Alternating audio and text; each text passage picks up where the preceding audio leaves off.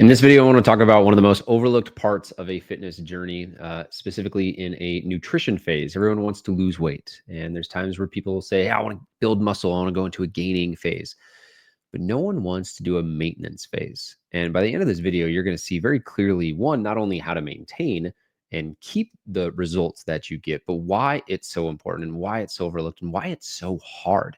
And this all stemmed from a conversation I was having with a former client of mine. He came and visited out from Chicago, and we worked together 5 years ago. So 2020, he was just out of college and he was really wanting to make a change in his life. And so he's like, all right, I want to get my health and fitness in check. But he was really in this kind of phase of, I want to make a complete life transformation and change the trajectory that he was on. And so as we were hiking the mountain next to my house and, huffing and puffing up this, it was on all trails, it was like a hard rank. So anyway, hard to talk and hike at this high incline. It was like a 4-5 mile hike, but 4,000, 5,000 feet real quick. And anyway, that's not important. The important thing is here is just like the conversation that we were having just around maintenance, because for him, new and green to the fitness space, he was excited to go through a muscle building phase. I think he put on 15, 17 pounds of muscle over the course of 5-6 months. And then we went and did a big fat loss phase and got him shredded. And, he was pumped, went in the summer, 24 years old, best shape of his life, living in Chicago, really great opportunity for him. And I was like, dude, like the next phase is probably the most important. It's maintenance phase, right? So a calorie deficit loses fat, calorie surplus gains. And then there's the maintenance phase. And this is the one where people lose the weight and they say, oh no, I'm good. I'm good. I know how to maintain this now. But so many people gain the weight back. Depending on the study that you look at, 80, 90% of people gain the weight back after they lose weight. Now, there's definitely elements on the physiological side. When you look at metabolic adaptation, as you get lighter, the calories needed to move your meat wagon to go and do things completely changes. And so you no longer need 2,500 calories, you might need 2,000. If you're a bigger guy, instead of needing 2,800 at maintenance, you instead need 24. And so what happens is people lose weight, change their diet. Once they lose the weight, they go back to eating how they were, whether that's specific foods that ultimately increase the amount of calories that they're having, and then they gain the weight back. And so what needs to happen in order for you to then maintain it is, a reverse diet or a maintenance phase where you go and focus on performance. And you want the weight to stay the same while you focus on increasing strength. Maybe you're doing a marathon training, or you're doing some form of performance-based goal so that you're no longer focused on the numbers necessarily. But this is really where you're able to then go and maintain. Like for myself, for example, I've done high rocks, I've done marathons. I've focused on, increasing my big power lifts over the 1,000-pound club. And all the while I've maintained over the last probably 4 or 5 years at 180 to 185 as a 6-pound guy, or 6-foot guy, not 6 pounds, 6-foot guy. And again, the reason why I bring this up is because maintenance is the goal.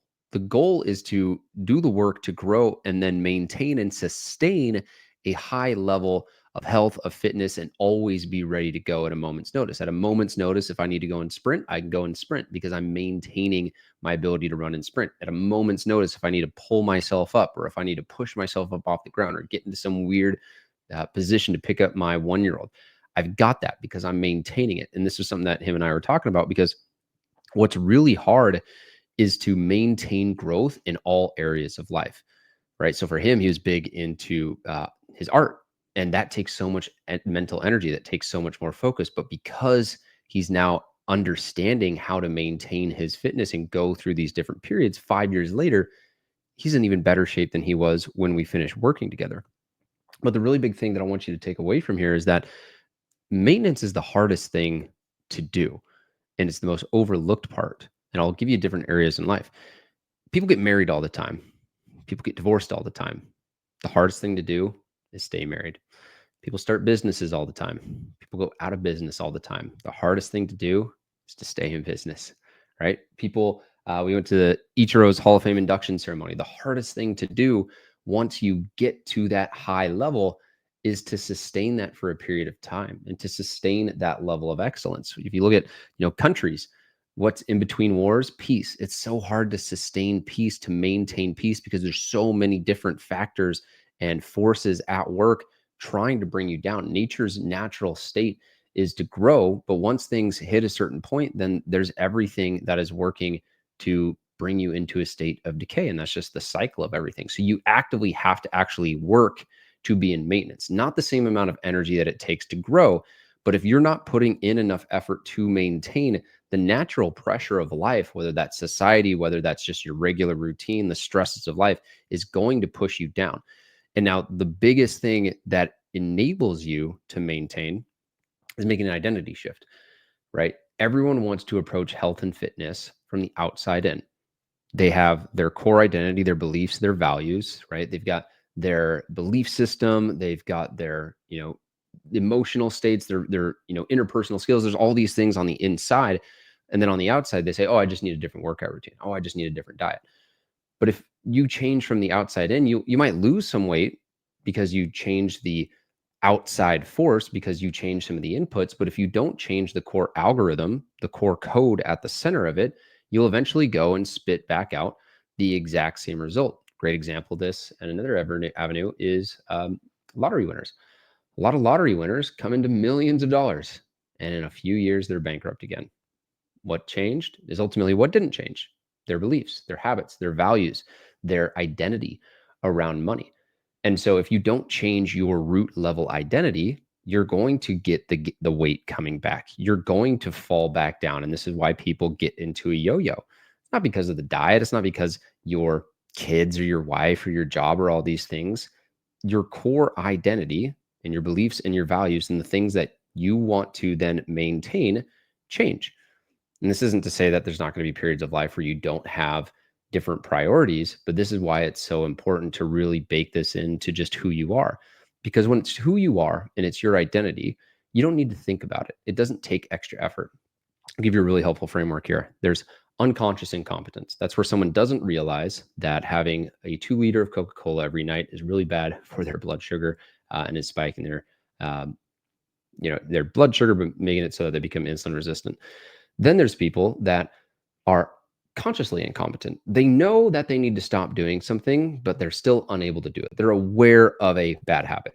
Then there's conscious competence. This is where people usually stop. They are conscious. They're having to put in conscious effort. They're having to really try to do the right inputs, and they're getting the right results, but they never cross the chasm into unconscious incompetence. That's just who you are. You don't even have to think about it. That's just how you operate. You brush your teeth before you go to bed. You open the door for your wife. You do these things that are just second nature, subconscious. And unless you do that with your nutrition, unless you get to that point with physical activity to where you feel weird if you don't work out for a couple of days, and that's just something that you naturally bake in, then when life gets all chaotic, because it's not baked into just who you are, it starts to drift and drift and drift and drift. And this is why it's so important to actually work on that maintenance phase, and why I really try and encourage everyone that I work with in Fit Nerd Academy, hey, like, let's go through a maintenance phase so you can actually get help and support during a time when you are intuitive eating, during a time when it might be a little bit more chaotic. Because until you can sail the choppy seas as a sailor, you're always going to crash and run aground when the chaos comes. But when you can navigate choppy seas and when you can be successful in chaos and still maintain, right? Yeah, you might go up 5 pounds, but you boil yourself back down to that lower level, that thermostat. That's when you truly have transformation. That's when you truly have change. And so just to kind of recap on all this, yes, there's diets you can do, there's workouts you can do, but the thing that is going to make it so that you maintain your physique, your fitness, your health is just baking it into who you are at a core level. But that requires changing beliefs around what healthy eating looks like, changing beliefs around what physical activity looks like. As you get older and you start to have kids, I'm in this stage now of my life, I can't work out 90 minutes a day, right? And so now I might do 30, 40 minutes and go on a lot of walks, but I've had to change my belief around what a good workout is. Because again, so many people get stuck in this perfectionist mindset where they think, oh, if I can't do X, Y, and Z perfectly with this one specific routine or rigid approach that I know, then what's the point? The point is that you want to live a long, healthy life. And when you have your health and fitness in place and it is baked into your identity, you don't need to think about it because it's subconscious. This is like the coolest part about all this. Now you have more space to go and grow in other areas. For my client, it was to be able to grow in his art. His health is so locked in, his community, the people that he hangs around with, the things that he does every day is just built around health and fitness. And so now he's able to go and explore and start doing commission art, to be able to start taking on new projects and partnerships and collaborations. But that's now going from that unconscious incompetence, conscious incompetence, conscious competent stage. He has to spend a lot of mental energy to do that. And so it really just becomes this game. Okay, what are the things that I need to improve? And then once you get to a level to where, okay, now I can maintain this, it doesn't take that much bandwidth, right? Your computer is able to still run and leave 95% of the energy to those other things. But again, that's why it's so important to not skip over this maintenance phase. And that's why it's so important to do it properly and not just, okay, I lost 20 pounds. I'm good. I'll just keep maintaining this routine that I'm doing to lose another 30 pounds. You've never actually maintained until you've maintained and shown yourself that you can be successful in the chaos. It's not reasonable to think that you're just going to, pop into a hurricane and be like, oh, I got this. I've done it before. You haven't. I think so. Again, don't step your foot off the gas when you do hit your goal weight, when you do hit your goal physique, because there's still work to be done. And if you take your eye off the ball, you're going to drift back to your old level of habits and identity. So something to think about, something to reflect on. If you got value out of this, appreciate a like, a share, a comment, anything that you want, drop it down below, and I'll catch you guys in the next video.